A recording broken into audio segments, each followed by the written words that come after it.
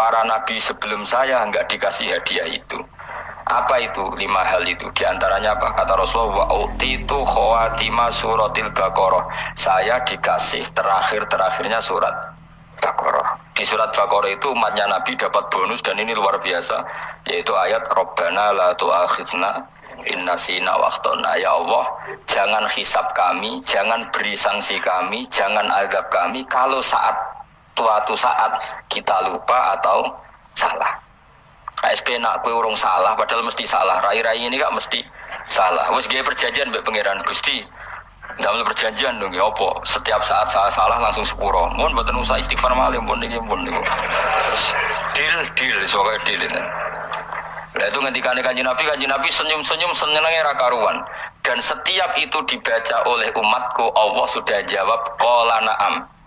Jadi Rabbana la tu'akhifna in nasina aw akhtana. Terus qala Allah menjawab na'am. Terus Rabbana wa la tahmil alaina isron kama hamaltahu 'alal ladzina min qablina. Nabi Muhammad jawab, Allah menjawab na'am. Sampai terakhir wa'fu anna, Allah jawab na'am. Kemudian para kiai itu punya kiat supaya umatnya itu hafal itu. Terus jadi bahan tahlil itu masalah ya. Faminhum ya, faminhum. Sing tahlil ya ora paham, sing kritik ya ora paham. Alhamdulillah itu mesti padha-padha ra kena hisab. Mergo padha-padha ora napa? Paham. Dadi ora ono barokah kaya goblok wis barokah tenan.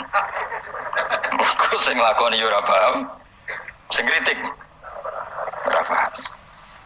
Jadi kalimat yang di akhir surat Baqarah itu adalah termasuk hadiahnya Rasulullah yang tidak diberikan pada Nabi sebelumnya. Ini nomor sini. Utitu khawatima suratil Baqarah. Saya dikasih akhir surat Baqarah. Gini ku setiap doanya umat Nabi Allah jawab na'am. Jadi ya Allah la tu'akhidna, jangan kasih sanksi kita innasina au akhtona. Allah jawab na'am. Itu satu. Terus kedua, umatnya Nabi itu kalau dosa itu tidak perlu prosedurnya harus istighfar. Banyak amalan yang menjadikan diampuni. Misalnya kafaratul majlis itu lafadznya enggak istighfar. Subhanakallahumma bihamdik misalnya. Dan banyak imatatul adza anit thoriq. Misalnya Nabi pernah cerita ada seseorang yang nakal, kemudian gara-gara menyingkirkan duri di jalan yang ganggu orang lewat, kemudian Allah memaafkan. Ada yang dimaafkan karena ngombeni anjing, macam-macam lah. Kemudian ngombeni santri, macam-macam. Sehingga potensi kita dimaafkan itu tinggi sekali karena ada sekian amal yang itu menjadi sebab ridhanya Allah Ta'ala. Malah kalau dalam dunia wali itu ada seorang wali mau ngarang kitab, kemudian tintanya itu diminum lalat, dia membiarkan tinta itu sampai lalatnya sampai kenyang, kemudian gara-gara itu dimaafkan oleh Allah Subhanahu wa Ta'ala. Banyak sekali. Sehingga potensi kita dimaafkan tinggi. Terus turu sudah ada orang ngrasani wong enggak macam-macam lah. Iku ya insyaallah disepuro pengiran. Dadi ana wali, mergo kakean apa? Turu ditakoki, "Kenapa kowe kok turu wong wali? Mboten siap roh donya, Gusti." "Kenapa? Donya wis rusak tok, padha mboten roh Gusti." Lah iku ya mari swarga napa? Ya swargane wong turu ya kira-kira tok. Tapi jadi umat Nabi itu luar biasa.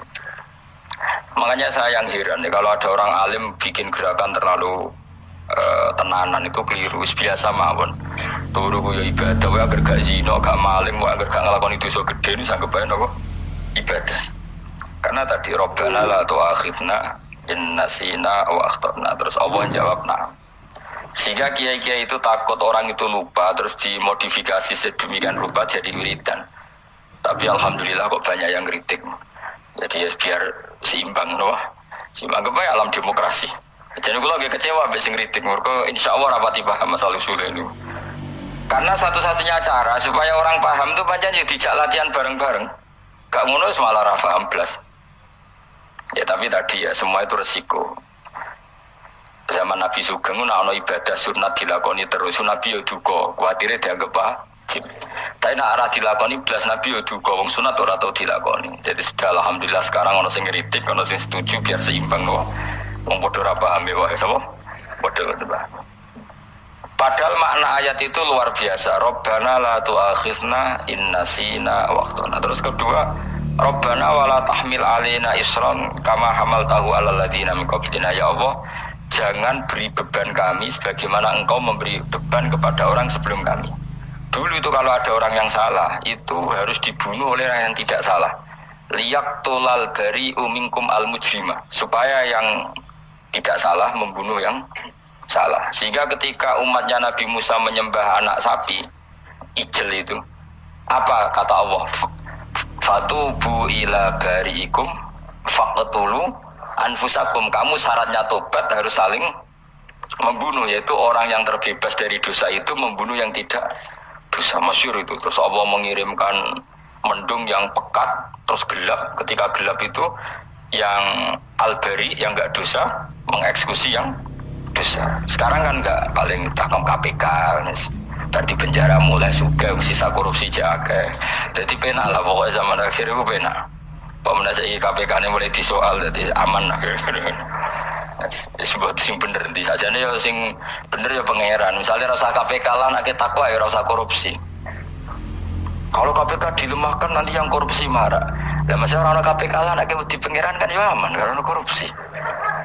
Kowe aneh-aneh wae. Kowe wong mukmin kok bakas ngono. Kowe sementing iku nek kowe wedi pangeran kan ora usah polisi, ora usah KPK, wis tetep ora usah dosa wong wedine mbek pangeran. Nah, kecuali ora usah pangeran ateis, itu masalah. Ya, tapi kan omongan ini gak populer, padahal bener. Aneh. Jadi karep pemilu ngene, terbebas korupsi nek ana KPK, urip makmur nek ana menteri kemakmuran. Pokoke kabeh kowe mbok gantungno pejabat negara. Mengene tau hitam jeblok, sak jeblok-jeblok.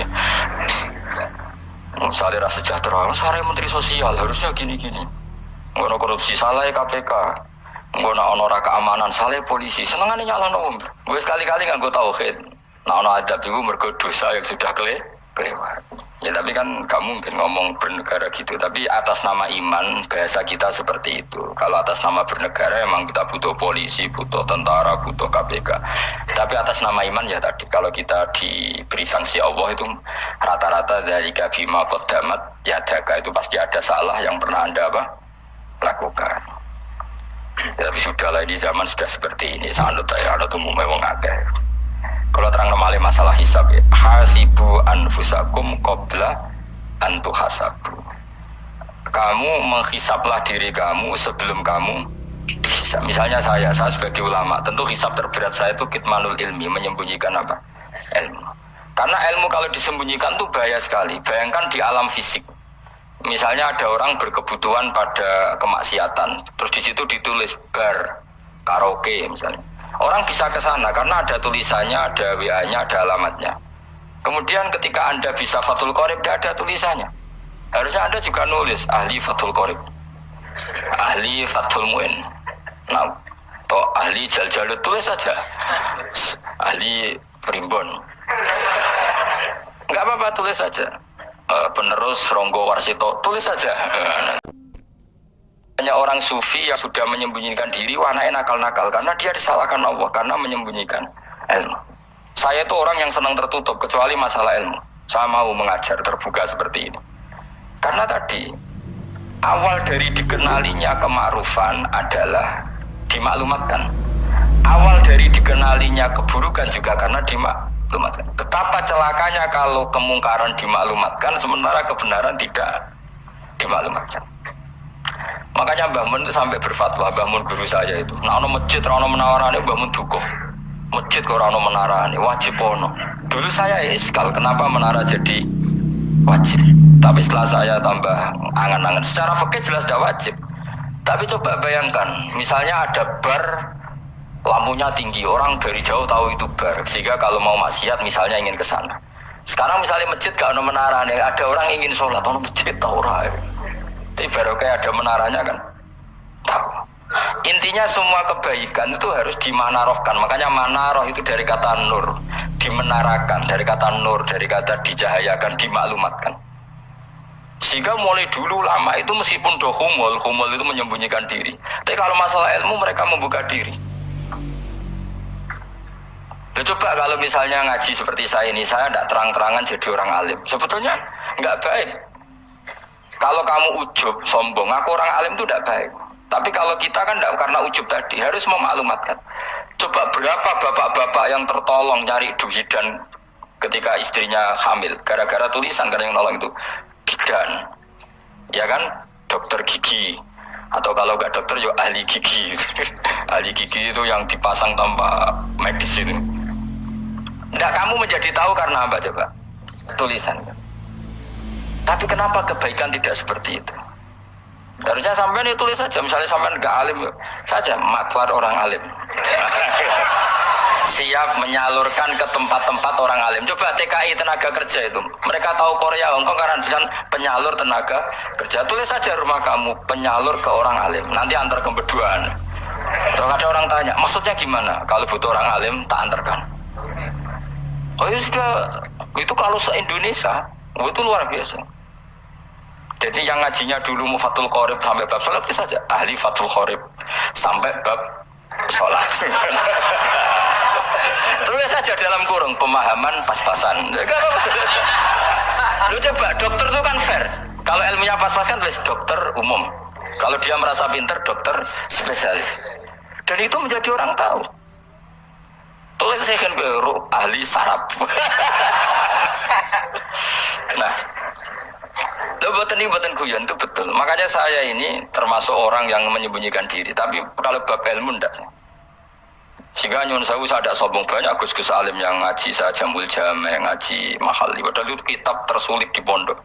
Tapi gara-gara saya sering cerita, saya pernah ngaji Jamul Jame sama Mbak Mun. Saya pernah mentakriri kitab ini. Hanya banyak yang ngaji saya. Kalau tanpa itu kan mereka enggak tahu. Ya sama enggak apa-apa kalau menyaingi saya. Tulis saja di rumah kamu ahli Jamul Jame. Di para nih ahli apa ahli jilid. Maksudnya kalau kitab kamu rusak bawa sini. Ya kan? Nah, sehingga syarat utama jadi nabi itu sebetulnya memaklumatkan din kiri. Ya saya ulang lagi. Pertama nabi jadi nabi syaratnya apa? Memaklumatkan. Sehingga pertama beliau jadi nabi naik gunung Sofa, kemudian ya maksara Quraisyin halumu ilayya, wahai orang Quraisy kesini. Terus Nabi mulai manggil satu-satu, ya Bani Abdi Amanaf kesini, ya Bani Fihr kesini. Terus saya ini adalah An-Nadhirul Mubin, saya sekarang diangkat jadi Nabi. Terus Abu Lahab marah-marah, tabbannaka ya Muhammad alihada jama'atana. Muhammad kamu itu orang sial, kita enak-enakan tidur gara-gara kamu manggil, kita datang ternyata hanya untuk urusan seperti ini. Makanya terus ada tabbat ya ada Abi Lahabi wa tab. Tapi yang iman kemudian tanya, Muhammad kalau kamu setelah jadi Nabi misinya apa? Saya diutus Allah untuk kamu menyembah Allah, tidak boleh menyekutukan Allah, dan Allah memerintahkan kamu afaf itu meninggalkan zina, meninggalkan maling, gini-gini. Coba kalau Nabi tidak memaklumatkan diri, jadi Nabi seklunak-klunus, ketemu wong monggo nggih. Ada temu dia nggih. Terus sengerti Nabi ku sapa sih? Sehingga orang-orang yang humul, yang menyembunyikan diri itu di bab ulama masalah besar itu, karena ciri utama dosa adalah kitmanul ilm. Makanya Nabi sidik amanat tabligh fatona. Tabligh itu lawan katanya apa? Kitman. Makanya saya ngaji di mana-mana, saya di Jakarta ngaji, di sini ngaji, di Pasuruan ngaji. Harus dimaklumatkan ilmu.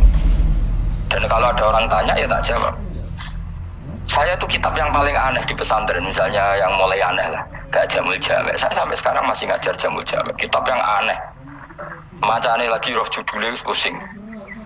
Jamul Jawame, kumpulane pira-pira kumpulan. Jadi ilmu apa ae ana ning kono. Sing gak ana ilmu dukun, mboten enten.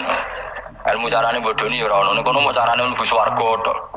Lan potensi kula mlebu swarga itu tinggi sekali. Cara sing model piye duwe. Dadi Jadi cara sing model piye duwe.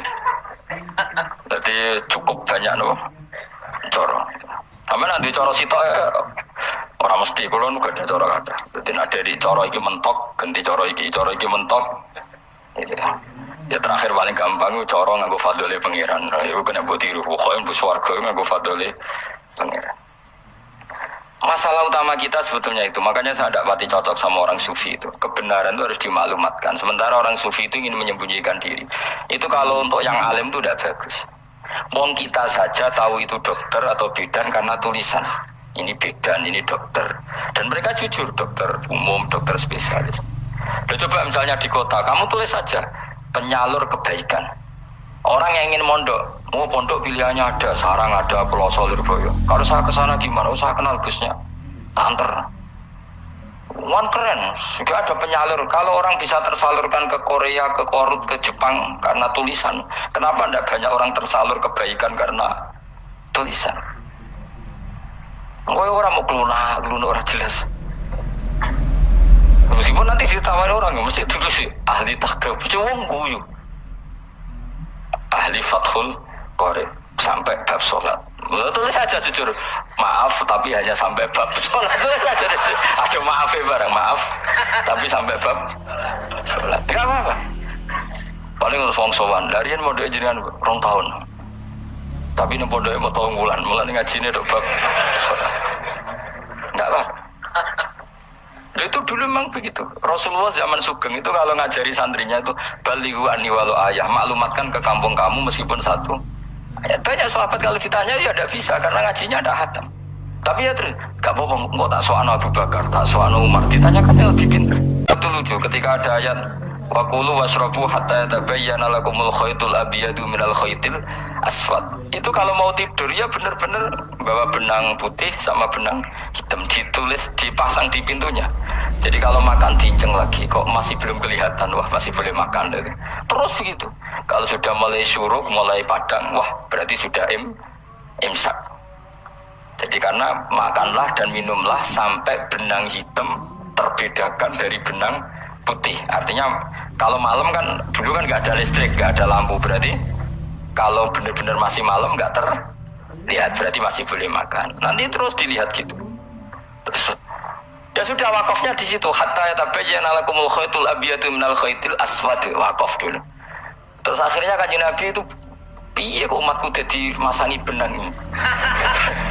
Akhirnya Jibril teko. Ini makanya unik dalam ulumul Quran. Satu-satunya ayat yang diturunkan hanya 1 kata itu ya ayat itu tok. Terus Jibril datang, Muhammad ayatnya ku kurang sitok. Minal fajr. Terus ditambahin minal fajr. Jadi minal fajr itu unik. Ada Jibril jauh-jauh dari langit. Iku mau nurun apa? Minal fajr. Makanya kalau kamu nanti dites, kalau ingin jadi dokter tafsir dites, ada 1 kalimat yang diturunkan jauh-jauh Jibril ke bumi. Apa kalimat itu? Jawabannya minal fajr. Wis alim yakin aku. Memang ikut tak? Masa ikut? Mereka gara-gara sahabat itu terus masangi apa? Benang ngincang. Akhirnya minal fajr. Baru mereka tahu maksud fajar, maksud apa? Benang hitam artinya malam, benang putih artinya fajar. Sodik sudah menyingsing. Semenjak itu sudah ada benang-benangan karena jadi orang-orang ngono maksudnya iki cek ora sithik gitu terus turun apa? Minal fajar ya. Jadi nanti kalau sampean latihan tes jadi dokter apa? Tafsir. Ayat mana yang diturunkan hanya 1 kalimat atau 1 kata, jawab apa? Minal fajar. Lolos langsung dokter. Pun pinter. Ya pinter ngerti maksudnya orang Anda. Lah nanti hubungan kita dengan Allah ya seperti itu. Sejauh mana kita memaklumatkan Allah, sejauh mana kita mengkampanyakan Allah. Saya berkali-kali bilang, saya kemarin kan di Korea itu sebetulnya hanya saya yakin hanya doa saya sering berdoa, ya Allah Engkau dipuji di langit dan di bumi. Lalu kalau di bumi ateis itu caranya kayak apa?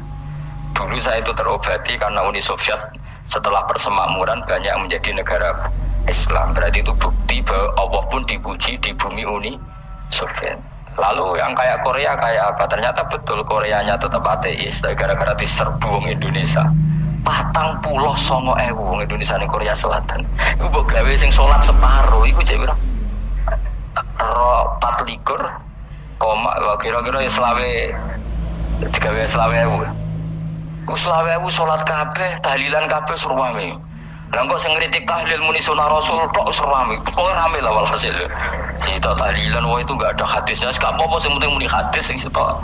Tahlil muni hadis ibadah, tahlil ya ibadah. Mbok lah soal kok bener ding totalan guri, sing penting rame, maksudnya sementing rame ngomong visi Islam. Itu Islam tahlil, itu Islam sunnah Rasul gak masalah. Wong ape yakin bener saiki ya ora ono klarifikasi. Tapi sementing kan kabeh ngomong tentang Islam. Artinya gini, Allah punya cara untuk supaya bumi Korea itu ada yang bertasbih bersujud. Mil'us samawati wa mil'ul Allah tidak kurang cara. Golek wong kedonyan ditawarik ke sana demi uang. Bareng wis ning kono dielingno pangeran. Sing gawe masjid, kontrak masjid macam-macam, nah masjid kontrakan ning Korea nang kene ra ono. Pusing. Saya pernah ngisi di satu masjid itu, gua bari pintu gerbangnya bukan salib kan. Ternyata tingkat 1 itu gereja, tingkat 2 bar, tingkat 3 masjid. Kadang yang kebalikan masjid, bar, gereja, satu gedung. Jadi malaikat saya tidak tahu lewatnya gimana itu kan. Nggak tahu itu cara lewat gimana, karena malaikat bagian rahmat itu nggak bisa dia lewat salib. Tapi dia harus menulis ganjaran yang sholat. Nggak tahu saya lewatnya dari mana karena itu. Ya tentu dia punya cara lah. Tapi yang jelas ya agak bingung ini gimana. Itu pernah yang tingkat 2 itu bar pas aktif. Ada santri yang ya pekerja imane pas-pasan. Kalau nanti gue sebagai Jumatan mlebu bar pas aktif. Wah wong ayu. Meh wera Jumatan. Mereka mau tingkat 2 bar, tingkat 3 masjid. Itu ono khutbah yang barnya tetap main. Ada bar yang masjidnya tetap khutbah. Itu masuk bar. Itu Jumatan pun yang gini wae.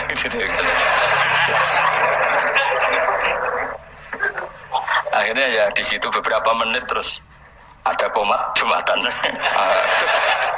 Dosa ta Gus ini. Ya aku muni. Ya sekelem Jumatan ku apik. Wong wedi dilakoni kok takok dosa ta Gus. Ora imus kadung lakoni kok takok. Artinya gini, Allah punya cara untuk menyebarkan Islam di Korea. Sama seperti Allah punya cara untuk menyebarkan Islam apa di Indonesia. Dulu orang Gujarat, Punjab, ya sejarah ini menurut saya ya tetap sebagiannya benar. Meskipun tidak seluruhnya benarnya. Sejarah Islam masuk Indonesia rata-rata orang kan menulis pedagang Gujarat, India ke Indonesia dagang. Karena mereka mukmin akhirnya juga menyebarkan apa? Islam. Itu jelas nyata. Meskipun tidak semuanya seperti itu, karena ada yang dibawa Yusuf Barus itu yang muridnya Sayyidina Ali itu. Terus juga ada yang dibawa beberapa habaib dari Yaman langsung ke Indonesia, kayak yang di daerah Tuban itu kan langsung habib-habib dari Samarkand langsung ke mana? Tuban. Makanya saya bilang sejarah itu semuanya benar, karena memang variasi masuknya Islam di Indonesia itu banyak. Jadi itu nggak masalah. Sampai niru sing kedunyan mawon sing luwih gampang napa? Enggak dong, kayak Jakarta itu kan kota kayak gitu, baru kayak wong kedonyan orang ke Jakarta semua. Gara-gara tahu mondok pedutan tadi ahli Fathul Qorib tadi yang sampai bab sholat, terus bikin masjid. Iku coba takoki faraid terang ora iso kan. Pemene takoki muamalah terang ora iso, tapi nak trimo carane sholat sing batal apa ngentut roh. Ilmune kok roh nak nganti bab iku jek roh. Sing batal sholat apa jek roh ngentut nyekel wong wedok jek roh. Tapi bocah aja takoki sing detail apa. Cara mengenali kiblat dengan hisab yauma rasdil kiblat itu serang arah iso. Ada nganggo komputer itu loh, nganggo jam ya, nganggo kompas. Padahal ana ilmune yauma rasdil apa? Kiblat di bulan tertentu, hari tertentu itu nanti matahari tepat di atas Ka'bah. Serang arah iso, nak ngono niku serang arah iso. Ya saya ulang lagi ya. Jadi kesalahan kita adalah kebenaran itu kita sembunyikan. Padahal awal dikenalnya Islam itu lewat i'lam, fasda bima tu'maru. Kebenaran harus